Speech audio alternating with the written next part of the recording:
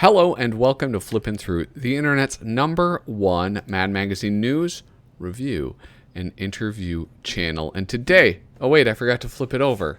I'm so absent-minded. Today we're going to be flipping through Mad Magazine number 197, released March 1978. Our price, 60 cents, which is indeed cheap. But before I do that, let's make sure I have all of my ducks. All of my ducks in a row, which I don't even have. I thought I did, but I didn't even have my sign up. Hey, thank you so much for tuning in to another episode of Flippin' Through. Please, I beg you, hit like, hit subscribe on this video, on the channel, hit subscribe, hit like on the video. Leave a comment down below if you like it or if you have any ideas for future videos, because I do take suggestions from the chat and the comments. If you want to support me in another way, consider down below, patreon.com/flippinthrough. You can give me, $1, and that'd be pretty cool because that will help me upgrade my cameras, do things like StreamYard so I can do the weekly live streams. Here are the people who are supporting me on patreon.com: Megan McInerney, Shane Buckley, Bobby Weigel, Cam Hayden, Ed Meisinger, Doug Guilford, Rob Wilson, Rod Mead Sperry, Andrew Goldfarb, Casey Ori, and Kyle Bridget. Thank you so much for the support, guys. I hope that I can keep on earning it. With that, that's it. Let's go back over to the overhead. Let's get my beautiful visage. There we go. That's much better. That's what this whole thing was missing. Real quick, one last plug. You get these awesome stickers if you support me on Patreon, and I'm thinking about doing another set, but doing them for like a higher tier. So if you support me at all, you get this set, and then if you support me on the higher tier, you get a whole different set. Anyway, with that, look at this. I picked this out just randomly. That's why. And I chose to go with this one for a few reasons. One, Jimmy Carter, the peanut farmer from Georgia, right? Isn't that what he's from? And also, it's a beautiful cover by Jack Rickard, who I think in a past live stream, I referred to Jack Rickard as having left Mad Magazine. Now, many people left Mad, and under varying degrees of circumstances, I guess the degrees of on their own or whether they were forced out. And I think Jack Rickard was, what somebody's comment alluded to, was that it was more of him getting pushed out rather than him just leaving.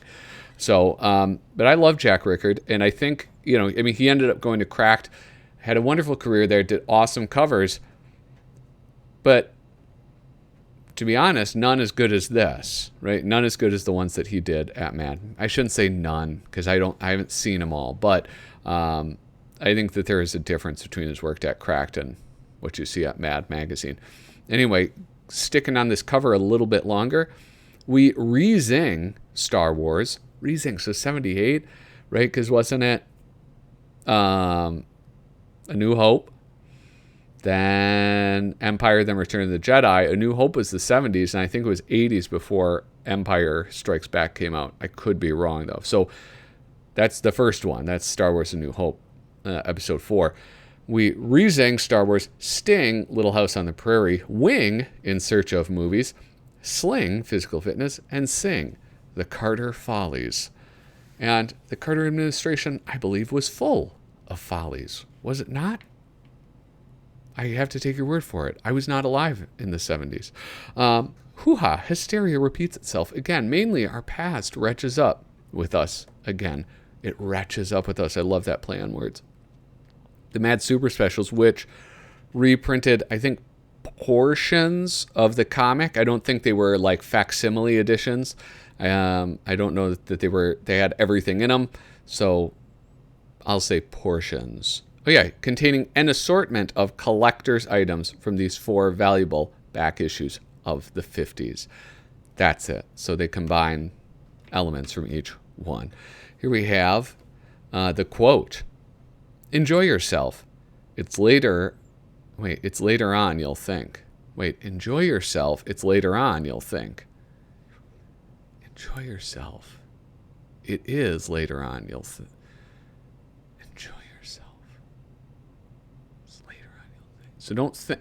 Anyway, I'm sure it makes sense to most people watching. Here we have White House Follies. Who did this? I don't know. I'm going to come back to that. Mad Look At, Sergio Aragones. Lighter Side of Dave Berg, obviously. Mad Previews in Search of Movie. Mad's, this is Paul Coker Jr. And then The Little House on the Prairie, that's Jack Davis. I can tell from that. Mort Drucker for Hot Follies and Angelo Torres for In Search of Movies. That's my guess. And that is a shot in the dark. Oh, my favorite part. I love these. Whoop. It has two things that I love. The suicide gags. Oh, golly. Come on. Focus, you fool. There we go. Why kill yourself?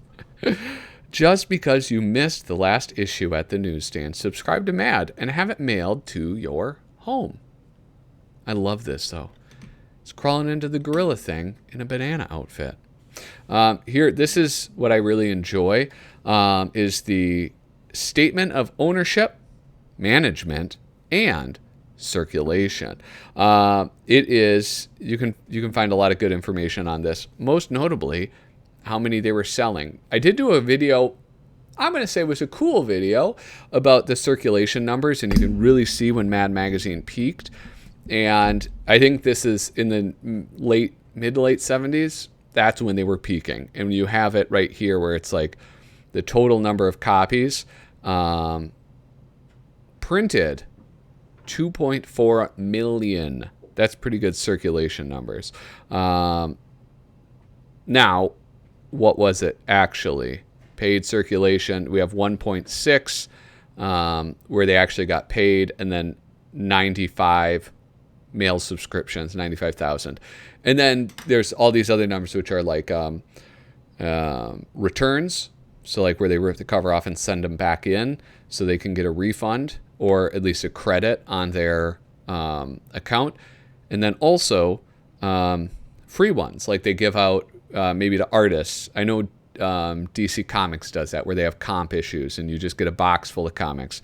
Anyway, so this is part of, I don't know, the government had them do that. I don't really know. I don't actually know anything. Let's see. To quote writer Dick DiBartolo, 60 extra people selling Franks and beer at the Super Bowl game in his blimp Sunday. In the Orange Bowl, I know all of those words individually, but put into that sentence, I have no idea what that person is trying to communicate. And I refuse to put in the effort to find out. Here we go. This will be... Let's see how this goes over. Orient expression. I am Japanese girl, so it is very hard to understand all of Mad. I enjoy a Mad movie satire all the time. I spend to read it for 2 days. As I am reading Mad, my face gets grinning. Can you understand my poor English? I hope so. Iriko Yatabe, Tokyo, Japan. Your English is better than most of our inter-office memos. Ed. That's a very sweet little note.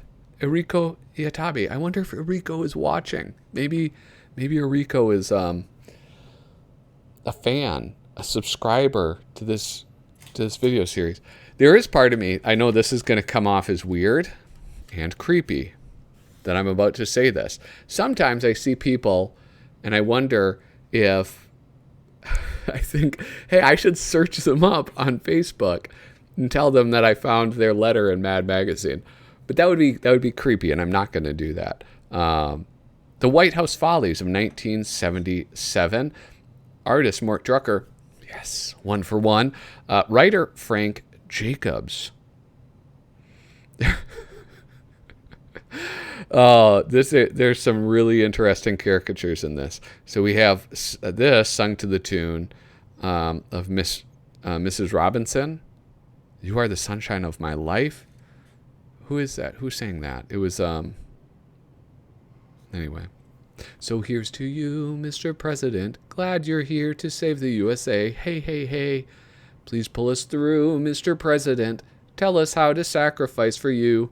Rosalind too. I can't. I'm sorry. I'm not going to make you do that anymore.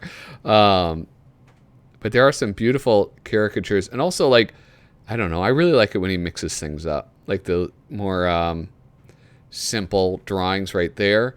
Or like this with the White House turning into a giant mouth. That looks really, really cool. Tie a yellow ribbon around the old oak tree.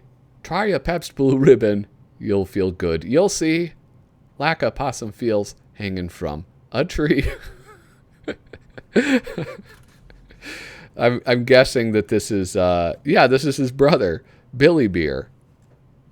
Famously, I love it when presidential brothers would get into hijinks. Wasn't that such a better time when the family drama of presidents were like their brothers having beer companies? I miss those days. Times were simpler then. Here's Gerald Ford. Who else is there? I don't know any of these people. I apologize for my ignorance. Mine eyes have seen the problems that have made our land a mess, and I know just how to solve them, but for now I'll let you guess. You can wait until my next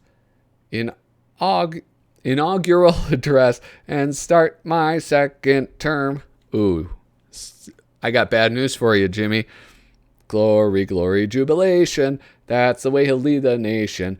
Fill him with anticipation and win a second term. I plan a full employment and another for defense, plus a bill for better housing and for stabilizing rents. But I like it in the White House, so I'll keep you in suspense until my second term.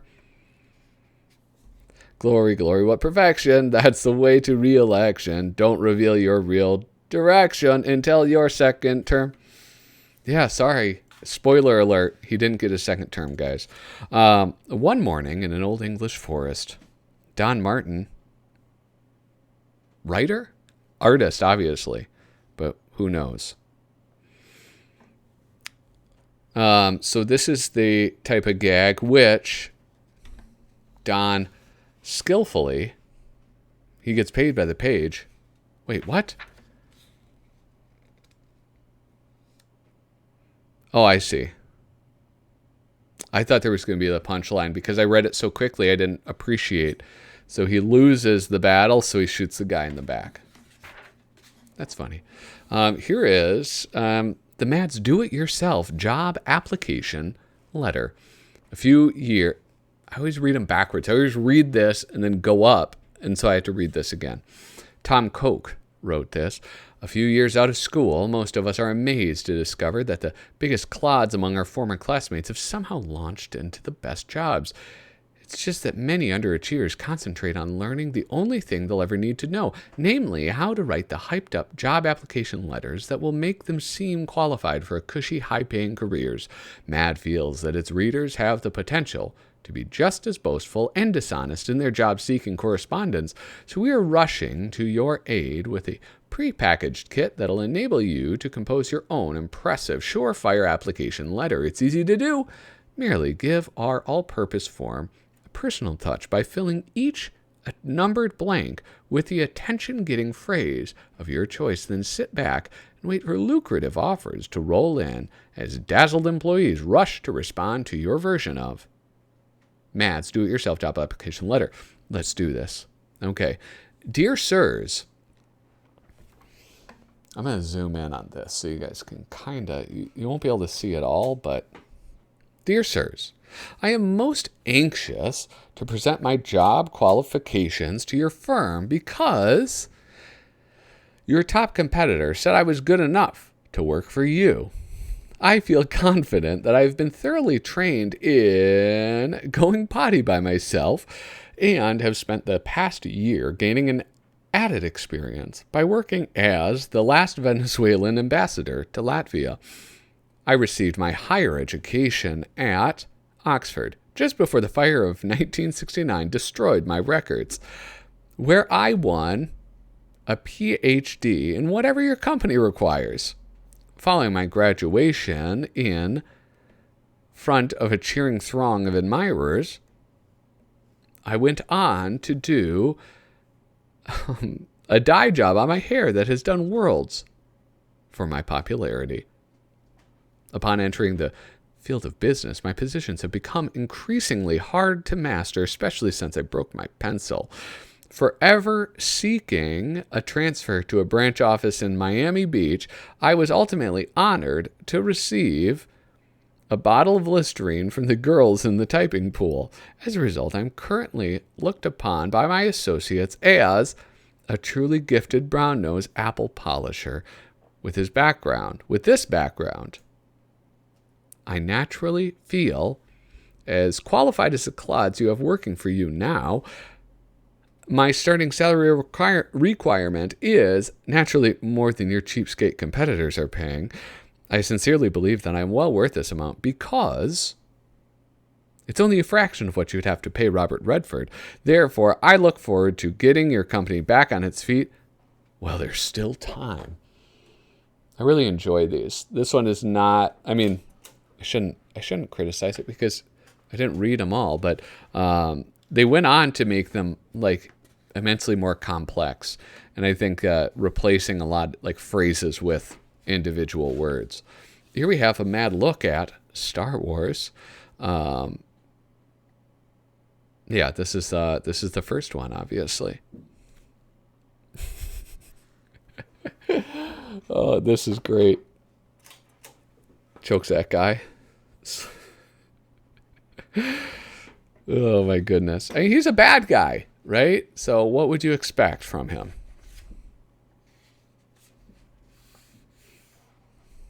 I do love this. All of the fancy urinals. Some minor medical research foundations. Collection drives.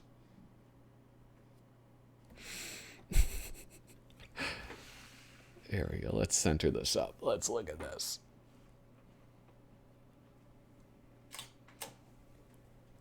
Announcing the ass.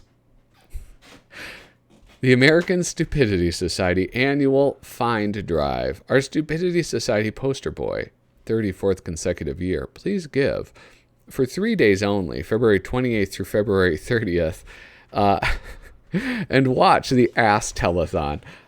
This year, we hope to give away $1 million. Nobody ever wins with stupidity because most stupid people are too dumb to cheat.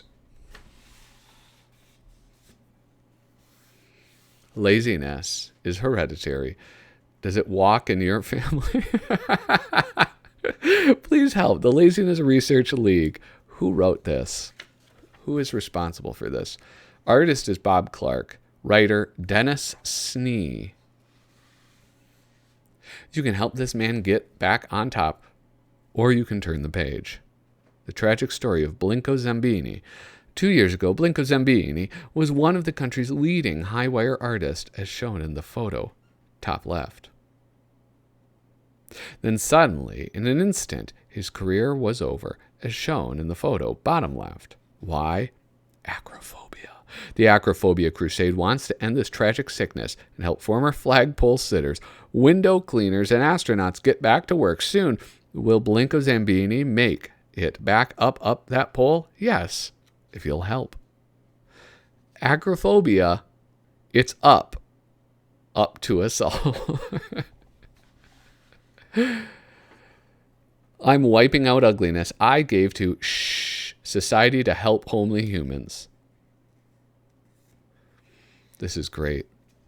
Contribute to the Midwestern Executives' march to exterminate malignant egomania and mindless egomaniacs. Me. All right, wow. So here we have probably the team up of the century, not of a century, team up of the century. With the help of a telescope lens, we are now bringing you a collection of mad close-ups written by Harry North Esquire artist Harry North Esquire, writer Paul Peter Porges. Both of them are double threats. They do writing and artistry. I almost said reading. The center fielder losing the ball in the sun. A balloonist running out of hot air. A pizza chef immediately after an untimely sneeze. A skin diver wearing a loose mask. I love that. A sailor bunking under a portly shipmate. A medical student witnessing his first live operation. He has fainted. That's the joke. A little girl setting the jump roping record for the Guinness Book. And the winner and runner-up of the Kojak Lookalike Contest. A 145-pound cigar smoker after an argument with a 220-pound non-smoker. Homeowner fixing a blown fuse with a penny. I've done that. Well, not with a penny, but I've shorted a fuse for... You know what? It's none of your business why I had to do it, but I did it, okay? The point is that the house sold and everything's okay. The lighter side of air.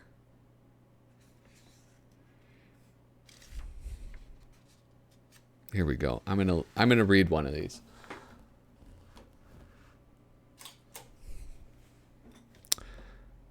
Got Chuck Mangione here. Are you crazy blowing your... Oh, he didn't play trumpet, sorry. Blowing your trumpet like that in the middle of the night. Do you know what time it is? No, my watch stopped. Uh-oh, somebody's at the door. Are you crazy blowing your trumpet like that at 2:30 in the morning? Hey, now I know what time it is.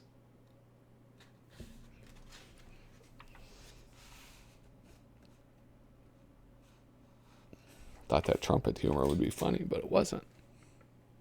One afternoon in a new American home.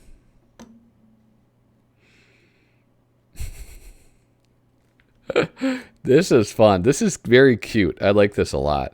Famous lawyer school, lesson 5, making your summation. Lifts up and boom, you got all the jurors in there. I just like that he drew all of these little strings so the little pop-up people would appear. I think that's cute as hell get out. Here we have artist Bob Clark. Golly, I love his artwork. Look at this lady. She's so pretty. Look at this guy. He looks so weary, doesn't he? Man, they're so great. Instructions for things that need instructions. Here we go.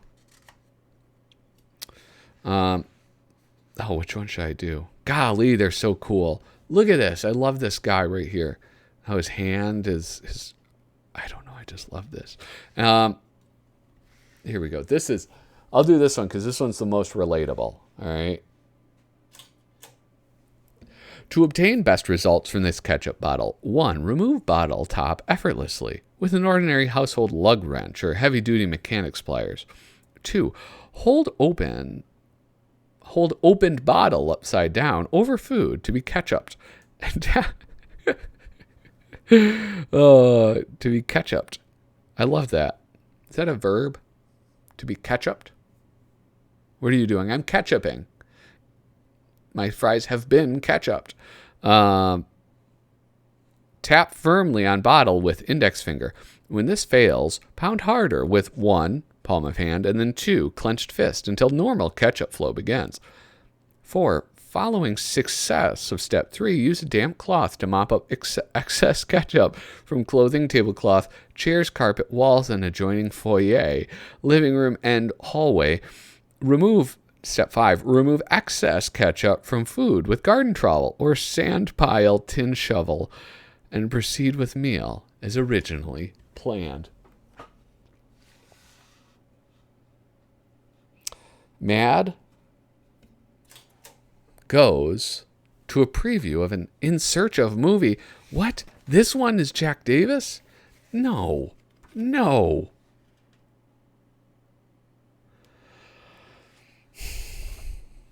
I can't believe this. I cannot believe what a failure I am. I apologize. But these are beautiful illustrations. I wonder, I think I know I've talked about this a lot, enjoying Mad in black and white and seeing these artists work in black and white. And how sometimes that the transition to color, it did not survive. Like it looks worse in color than it does in black and white. But Jack Davis worked in color a lot with EC Comics.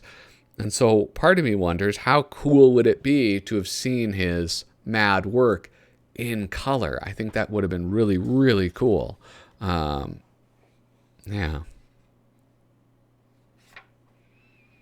Staying in shape. Artist and writer Dean Norman. That's not a name I'm familiar with. I wonder how many things that he did. You start lifting weights. Each and every muscle in your body is specially toned and developed by its own very specific weight exercise. And then one evening you crash through your weakened floorboards. You break every bone in your body. You take up bicycling. Your daily grueling rides build up tremendous strength in your legs. Then one morning, a pack of wild dogs almost chews your legs off. I feel like this is sort of a poorly titled, because it just seems like, obviously it's not just going to be, it's a Mad Magazine feature. It's not just going to be staying in shape, but you would think that it's I don't know, that sort of like bait and switch thing. Usually it would be a funnier thing. I don't know. Like the dark side of, not the dark side, but like, the unexpected consequences of staying in shape or something like that. I don't know. But who is this guy? Who is he? Dean Norman? Mad's romance, love, relationship book. It's romance when you think her hyena laugh is cute. It's love when you accept that her hyena laugh is part of her personality. It's a relationship when you realize there's more to life than just having laughs. Like this, right? The romance, love, relationship book. It's romance when you take him to meet your friends. It's love when you take him to meet your family. It's a relationship when you take him to meet your analyst. It's romance when you plan your weekend around her. It's love when you plan your lifetime around her. It's a relationship when you plan your income tax returns around her. It's romance when you get excited watching his favorite football team on TV. It's love when you become as excited as a fan as he is. It's a relationship when you realize that that's the high point of your excitement together. I like this. You know what I like about this is it's not it's not like totally cynical, right? Like this, right? It's not like her laugh drove him nuts and he's like wants to kill her. It's just that, oh yeah, there's the real life things like bills and family and all that, right? And then it's also not just beating up like the old ball and chain type of jokes. I like this. Who wrote this? Frank. Of course it's well written. It was written by Frank Jacobs. It's romance when it makes no difference where you spend your vacation. It's love when you want to go camping and she wants to go sailing and you give in and go sailing. It's a relationship when you want to go camping and she wants to go sailing and you go camping and she goes sailing. It's romance when she thinks you're the greatest lover in the world. It's love when she accepts the fact that even the greatest lover in the world can't perform occasionally. And it's a relationship when you spend a lot of time reminiscing. All right. And then this one, look at what a failure I am. The Little House Oh So Dreary is Angelo Torres. I just thought that little tiny sketch seemed very Jack Davis-esque. Do you know what I'm saying? They kind of do similar backgrounds, right? Please tell me I'm not a total fool for getting that wrong. And here we have the Mad Fold-In. Man, I really want to see what this is. This is I really like this illustration, this top-down, what is that, 3/4 view? I don't know. But finally, still more fairy tale scenes we'd like to see. This one, Rapunzel. Oh, my goodness. Anyway, this has been Mad Magazine number 197. If you have not yet, please hit subscribe, hit like on the video, leave a comment down below. Thank you guys so much for watching. Toodaloo.